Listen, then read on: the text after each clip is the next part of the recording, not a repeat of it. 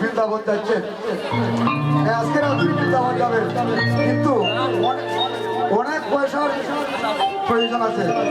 আর আমরা কি করেছি, মাত্র একটি গান গিয়ে বৃন্দাবন পৌঁছিয়ে গেছি, কিন্তু উনি এখনো যাইতে পারেন না। এখানের জন্য সবাই আশীর্বাদ করেন। নিতাই গৌর হরিবল হরিবল।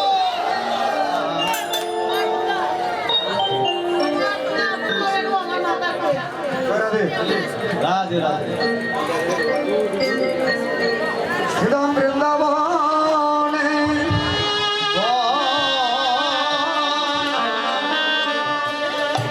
শ্রীরাম বৃন্দাবনে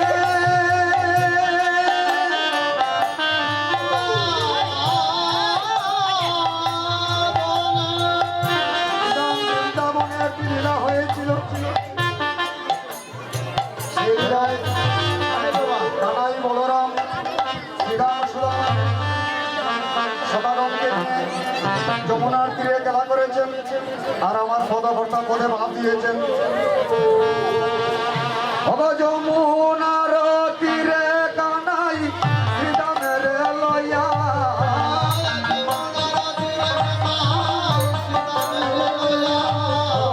যমুনার তীরে কানাই শ্রীরামের লইয়া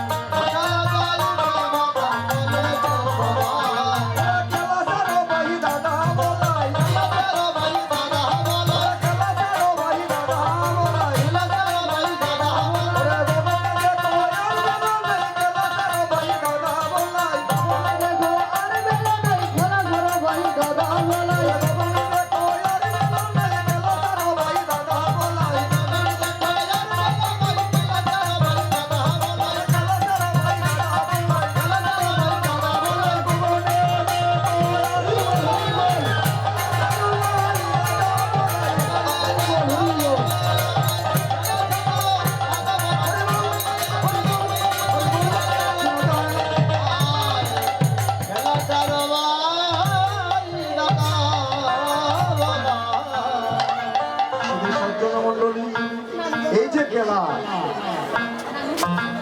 সেই খেলা হচ্ছে আসা যাওয়ার খেলা। ভগবান আমাদেরকে শিক্ষা দিয়ে যাচ্ছে, সেই খেলা হচ্ছে আসা যাওয়ার খেলা। যেদিন আমাদের জীবনের বেলা শেষ হয়ে যাবে, যেদিন আমাদের জীবনের বেলা শেষ হয়ে যাবে,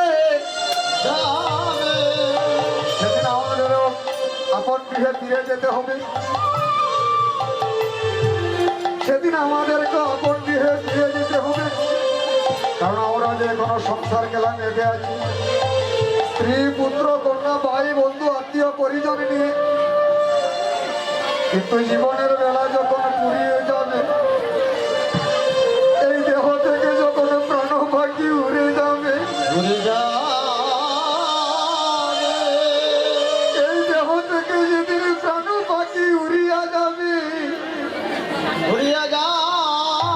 সেদিন ভাই বন্ধু আত্মীয় পরিজন কেউ পাশে থাকবে না।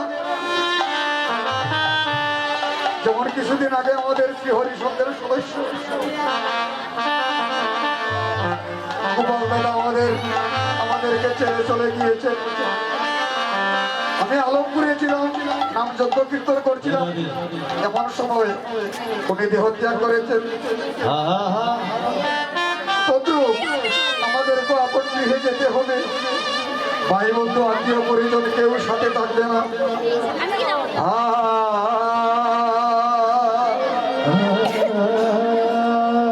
ওরে ভাই লয়ার, ওরে বান্ধব বলো,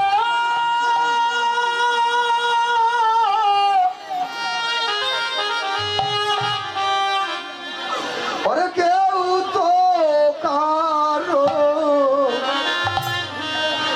নয়রে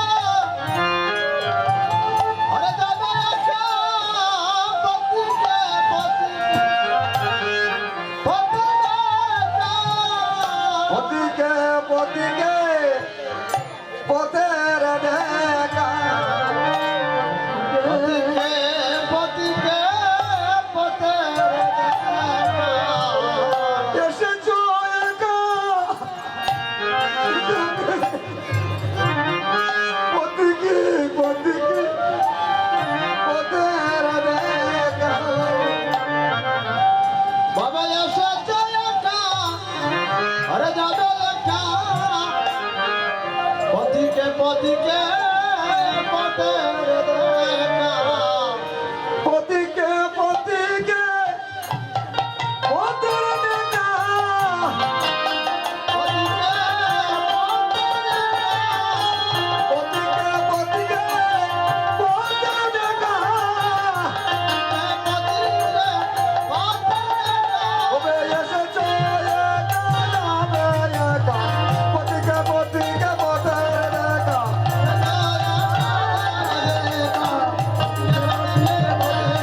হরি বল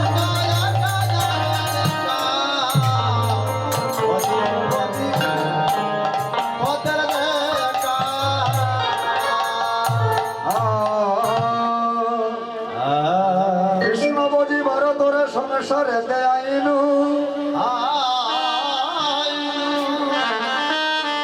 অগণিছে মায়াবদ্ধ হয়ে ভিক্ষ সহ হইনু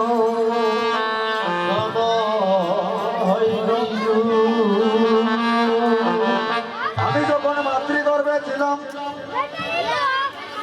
যখন মাতৃগর্ভে ছিলাম তখন মায়ের বিষ্ঠা কুণ্ডের কাছে ছিল আমার মুখমণ্ডল ভীমে কীটের যন্ত্রণা সইতে নামের আমি গোবিন্দকে ডেকে ডেকে বলেছিলাম হে গোবিন্দ এই দুর্বিষহ যন্ত্রণা থেকে আমাকে রক্ষা করো প্রভু মায়ের সপ্তম মাসের অষ্টাদশ দিনে গোবিন্দ এসে দেখা দিলেন আমাকে দোরাধামে পাঠিয়ে দিলেন আমি বলেছি প্রভু গো আমি দোরাধামে গিয়ে তোমার নাম বিনে আর কাউকে চিনব না যখন আমি ভূমিষ্ঠ হয়েছি যখনই আমি ভূমিষ্ঠ হয়েছি আমার মূল আমার গণে ঢুকেছে